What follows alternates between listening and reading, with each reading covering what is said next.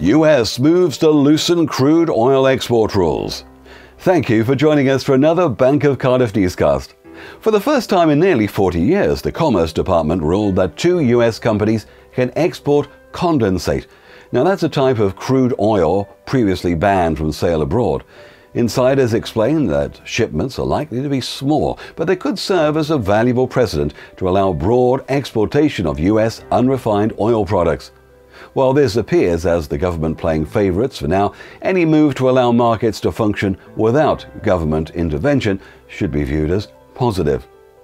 The ban on unrefined oil exports dates back to the oil embargo of the 1970s.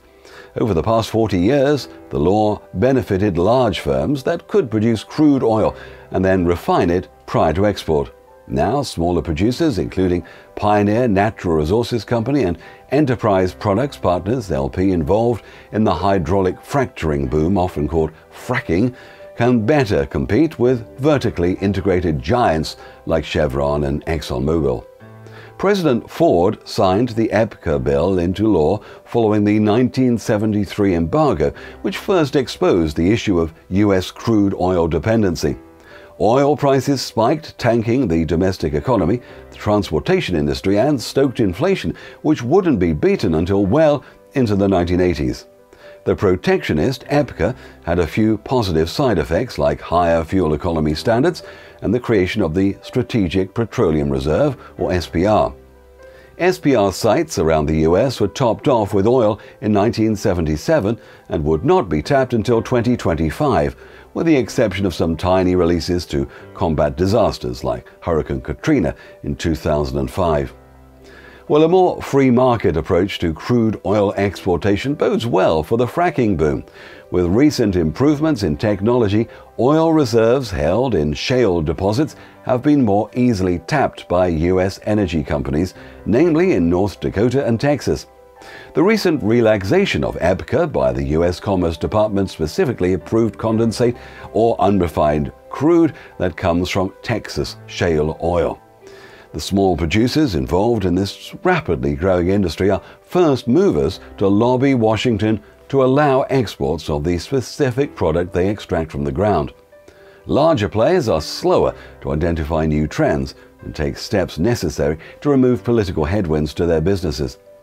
Energy experts Daniel Yergin and Kurt Barrow argue that US refiners are more adept to process heavy oil, whereas lighter shale output is best processed overseas.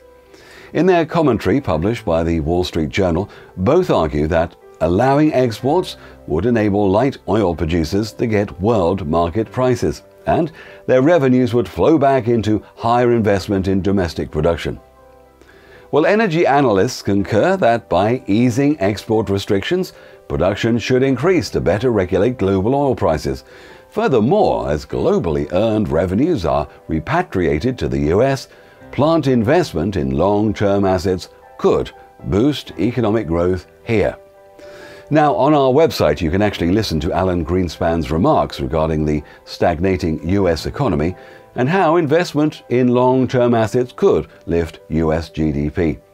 Naysayers argue that greater oil exports come with only modest improvements in the domestic economy, but as former Chairman Greenspan portends, without a substantial increase in investment in long-term assets, one can expect a watered-down economic recovery.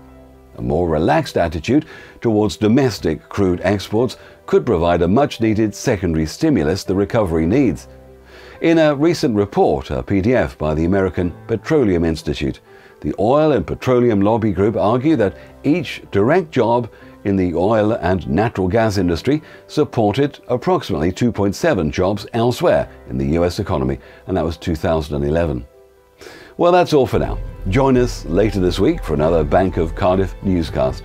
And please remember that all our newscasts are available on our website, and that's bankofcardiff.com/newscasts.